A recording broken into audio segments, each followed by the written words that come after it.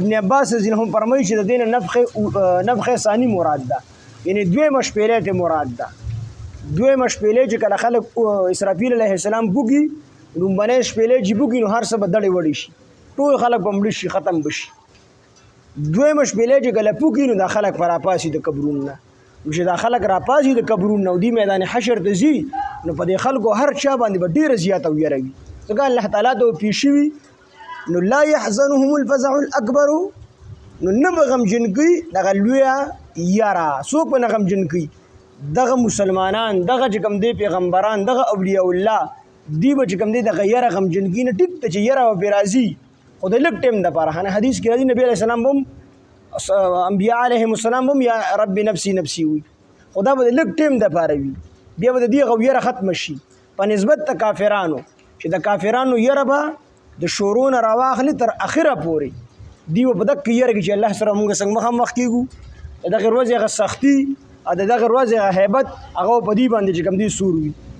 مسلمانانو باندې کو راځي نو لږه غونډه کې ویره او بې راځي مؤمنانو باندې چې کوم ایمان سلامت شوي ګوري او کوم جنتیانی نو هغه خلکو باندې به لږه غونډه کې ویره راځي. نور چې ګناهګارانی زموږ په شان دي نو الله تعالی دې موږ معاف کړي او الله تعالی دغه ورځ موږ باندې لنډه کړي، الله دې را باندې اسانه کړي. نو ویجی ابن عباس نو په دې نه چې کوم دی دویمه شپېلۍ مراد ده. ابن عربي رحمه الله فرمایي چې درې شپېلۍ دي. لومبنۍ شپېلۍ ته نفخ الفزع وي، یعنی د یرې شپېلۍ چې په دې سره به د خلکو باندې هیبت راشي، رو به د آواز تیزیږي چې کله د قیامت واقعه کېږي، دا آواز به یکدم نه تیزیږي د قیامت ته، رو به تیزیږي. ځکه حدیث مبارک کې راځي چې د جمعې ورځ به وي، خلک به تلي وي، څوک په چې کوم دی په دکان کې کپړه اخلي، څوک به پیزار اخلي، څوک به پټي ته تلي، څوک به خپلې نوکرۍ له تلي وي، او ورځ د جمعې به وي او دغه رنګې ناڅاپه به چې کوم دی نرۍ آواز شروع شي، او دا آواز چې څومره زیاتېږي خلکو باندې به هیبت راځي، بیا به د آواز مکمل تیز شي، دا هر څه به چې کوم دی تربیت شي. نو دغه د لومبۍ شپېلۍ وي. ابن عربي رحمه الله وایي چې لومبنۍ شپېلۍ دقه ده چې په دې سره په خلکو باندې هیبت راشي. دویمه شپېلۍ سره بیا په خلکو باندې ټول خلک په ختم شي، مړه به شي دا هر څه، بلکې اسمانونه ځمکې د هر څه به چې کوم دی دړې وړې شي، سمندرونو کې به اور ولګي. بیا درېیمه شپېلۍ سره بیا دا خلک دوباره چې کوم دی راپاسي. او بعضې مفسرین وایي چې د الفزع الاکبر نه د قیامت هغه سختۍ مراد دي، د قیامت په ورځ چې کومې سختۍ وي نو هغه سختۍ ته مراد دي. او به هر حال ابن عباس هم فرمایي چې د دې نه دویمه شپېلۍ مراد ده چې د دویمې شپېلۍ د وجې نه به په خلکو باندې ډېر زیات هیبت وي، فرشتې به ورسره ملاقات کوي. نو فرشتې چې کله دی په نفخ ثانی په دویمه شپېلۍ سره دی راپاسي نو فرشتې به استقبال ته ولاړي، ډاډګیرنه به ورته ورکوي.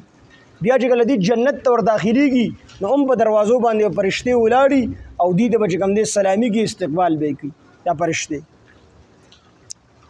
بلکې د مرګ په وخت کې به هم دا فرشتې دی له ډاډګیرنه ورکوي چې کله انسان مړ کېږي که نه نو فرشتې به ډاډګیرنه ورکوي، بلکې د ده دا روح په داسې انداز سره وباسي چې ده ته به جنت مخامخ شي، ده ته به وي پورې وګوره دا پورې ستا باغ دی د جنت، دا پورې د جنت دی باغ دی، دا پورې پکې ستا حورې دي، دا پورې پکې ستا دا نعمت دی، دا نعمت دی، دا نعمت دی، تر دې پورې چې د دا روح په دې بدن کې تنګ شي او دا روح په د دې بدن نه د وتلو کوشش کوي.